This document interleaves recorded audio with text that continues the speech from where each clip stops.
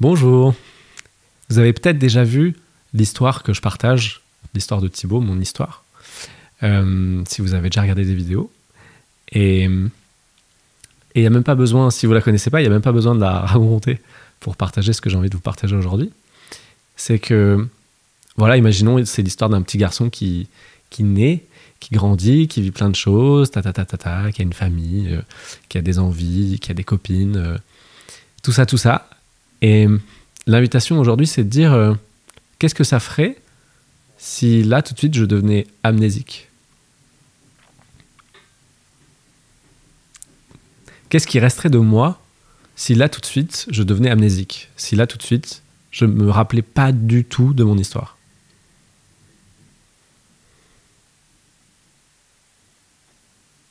Ça fait un petit bug. Ça fait un petit bug dans la matrice.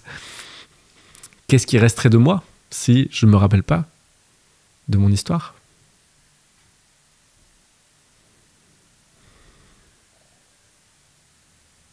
La plupart des gens se définissent par leur histoire.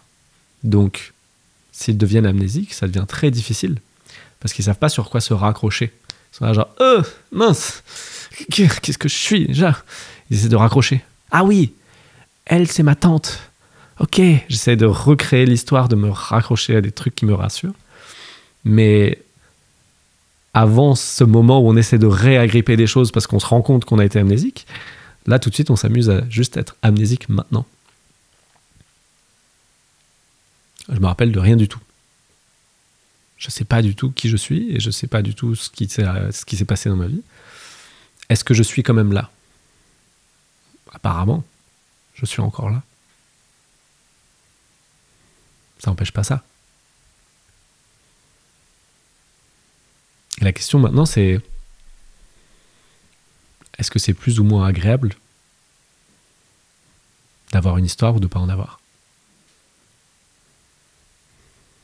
À un moment donné, ça semble assez agréable d'avoir une histoire parce que ça nous crée une identité, on se sent être quelqu'un.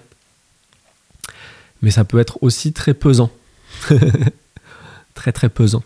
De dire quand j'étais petit, j'ai eu tel traumatisme, par exemple. C'est pesant. Ou l'histoire, mes parents aimeraient que je sois un avocat. Et moi, je suis seulement autre chose. J'aime l'informatique. Ça aussi, c'est une histoire qui peut être lourde à porter. Des attentes familiales. Et ça peut faire du bien de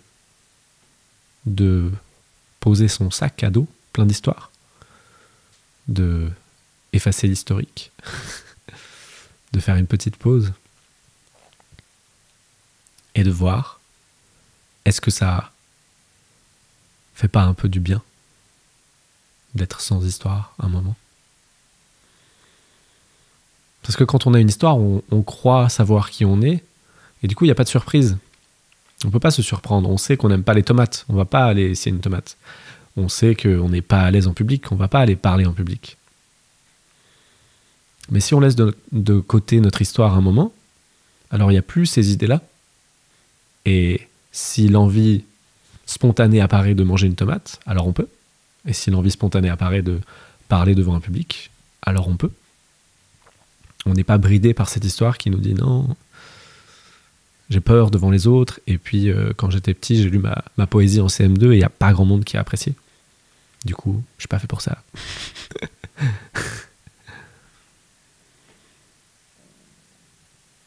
Il n'y a plus ça. Et du coup, il y a plus de possibilités. C'est plus ouvert.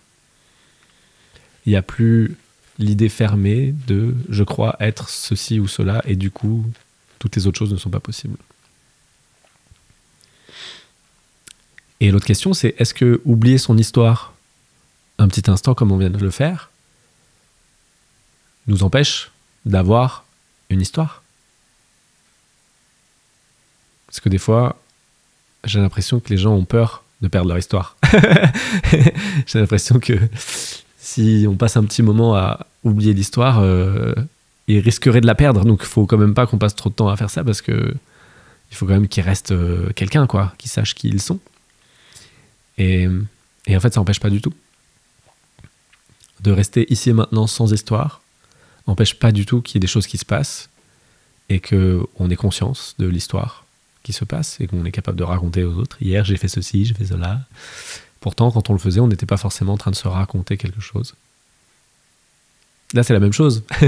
Je parle, mais le script, il vient d'où? J'ai pas de notes, quoi.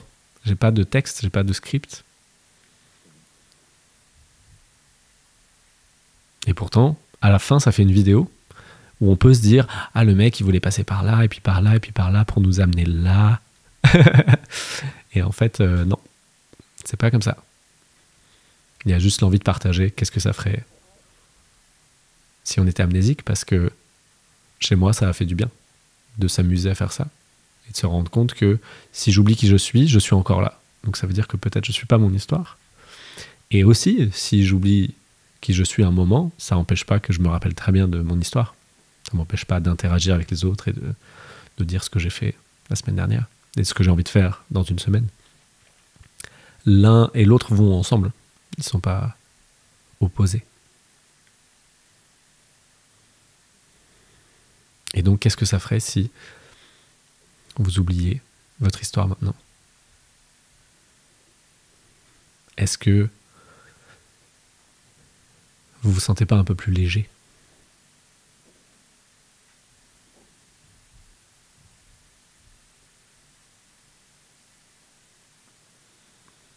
Est-ce que vous sentez pas que maintenant pétille un petit peu plus? Parce qu'on libère de la place. Si on porte notre sac à dos et qu'on est constamment concentré sur notre histoire personnelle et hier et demain, et hier et demain, et hier, demain, et lui il m'a fait ça, et elle m'a dit ça, et il faut que j'aille dire ça, truc. Si là tout de suite on reste ici et maintenant, qu'est-ce que ça fait?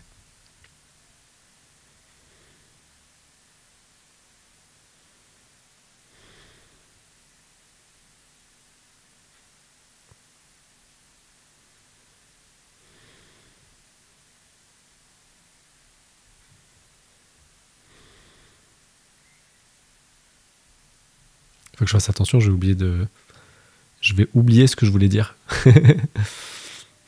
Je voulais rien dire de plus, donc ça va.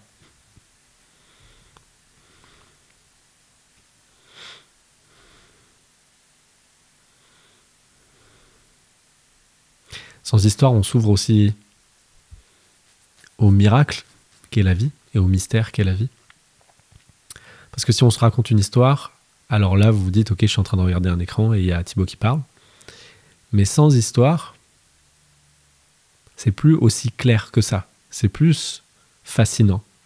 Le fait qu'il y ait un écran et qu'il y ait quelqu'un qui parle dedans et que vous voyez ça et qu'il y ait des mains qui apparaissent. Ça devient beaucoup plus fascinant. Par exemple, imaginons que, en fait, au lieu d'oublier qui on est, on pourrait se dire aussi que je croyais être un éléphant et d'un coup, je me réveille dans un corps d'humain. Au lieu d'oublier complètement notre histoire, on met une autre histoire. Du coup, je vois un éléphant et là, je vois mes mains. Je fais « Ah mon Dieu, c'est quoi cette horreur ?» Où sont mes pattes?